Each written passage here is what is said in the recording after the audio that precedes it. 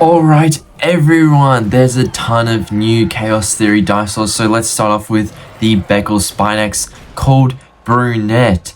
So this one is very notable for the red on its face, along with the green going down its back and the brown sail. This one, they don't appear too many times, but it appears in a couple of scenes, such as the first one where it invades the dinosaur-free island, kind of, you know, reminiscent of A Quiet Place 2 when the alien thingy gets onto the island that's meant to be safe from all aliens. And then, you know, it chases them out onto the bridge. It's sent back to the DPW area where it gets revenge on the guy who kept tasing it. It also falls into the water and it has impeccable breath, like it was able to breathe for ages. I don't know why it kept chasing them. But there's also another one called Blondie the Becklespinax, who you may have noticed. This one was kind of hidden throughout the trailers, so I know a lot of people were surprised to see it. But if you were listening to me, you're watching me, you would have known this was coming. I was like, guys, look at the Imaginext Becklespinax. That does not resemble the colors of the one we have in Chaos Theory, right? But if you look at the minis, you can very clearly see there is Blondie and Brunette. Blondie has the orange spots, not spots, like the whole patch along its back.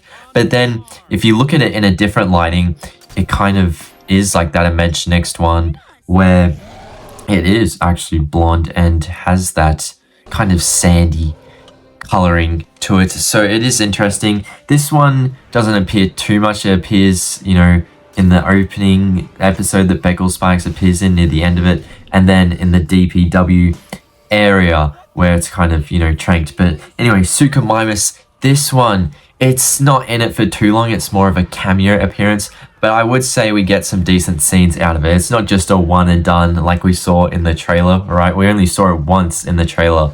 I'm surprised they didn't actually just save it for Chaos Theory at that point, but, you know, go and market it. But then again, it was in one of the, like, hidden trailers that you had to go watch another language trailer for, so it was like, okay, I don't know why, but yes, this guy goes all over the place. It kind of does an Indominus Rex, tries to get the campers underneath the massive truck, but fails in doing so. So instead, you know, it kind of gets its, you know, butt handed to it, and then it frees Big E.T. from its cage because it lost that fight, and it just ends up running away from Big E.T. So it's kind of like, oh, alright, bye Suchomimus, gone forever now. And then, you know, Carnotaurus is the one who whooped its butt, but that Carnotaurus is a special Carnotaurus because it is a green Carnotaurus, and we haven't heard of a green Carnotaurus since the Lost World novel where we had the camouflaging chameleon Carnotauruses. So it is very cool to see a green Carnotaurus once again. We do know there was meant to be a green Carnotaurus in Dominion, but that was cut. That kind of shop scene, I guess. It was like a little market, and a green Carnotaurus was getting into it. And then we also had a model for Camp Cretaceous, but it just never appeared. We only ever got Toro in Camp Cretaceous. So it is interesting, you know, but finally it's here. It started fighting against the Suchomimus. In fact, Suchomimus was about to kill a Parasaurolophus, and if not for this chameleon Carnotaurus savior, that Parasaurolophus might be gone to the zoo. I don't understand how something can just bite into it and there's no blood there though. Like, that para got off scot-free. I don't know how.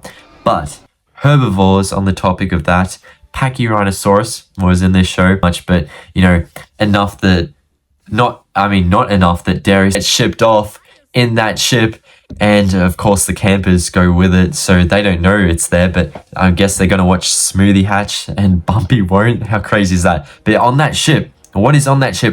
Why else would they give it a name? The Mattel toy, why would they call it Major? You don't name any of the creatures unless they're appearing in the franchise, right? Unless this is a Mattel first. But think about this. The Chaos Theory calendars have that blue Majungasaurus in it. And not only that, but another black Majungasaurus. Why would they repaint it just to release them together? You know, we know there's going to be multiple Majungasauruses. Hopefully in Season 2, there's going to be a lot of things in Season 2. But on that ship, I do believe we are going to see the first of Majungasaurus in Season 2, along with other characters. But I want to save that video for once I do all my reaction videos, so stay tuned for that. There's a whole ton of Season 2 creatures, I kid you not, so get excited for that. But yes, Stygimoloch did also appear in this, and it wasn't just the same Styggy from, you know, Fallen Kingdom. It was all new Stygimolochs. In fact, I think this is the first time we're seeing groups of Stygimolochs together. We did see one in Demir. I assume that was probably just Styggy again. But this time we saw different colors of them, like a yellow Stygimoloch, and then kind of the brown pattern once again, but there were multiple of them. So I thought that was interesting. But yeah, one of the most important things we learned from the ending of this show, and spoilers, by the way, but Brooklynn is alive. We kind of knew, I knew this at least, and if you were paying attention to my spoilers in my Discord, you would have known Brooklynn was alive too, based on an actor who was Kirsten Kelly. She, you know, has an arm missing, and the casting calls said a new character called Sydney would be missing an arm, except Sydney is the codename for Brooklynn. But yeah, watch the previous video, and I'll see you later. Bye, everyone.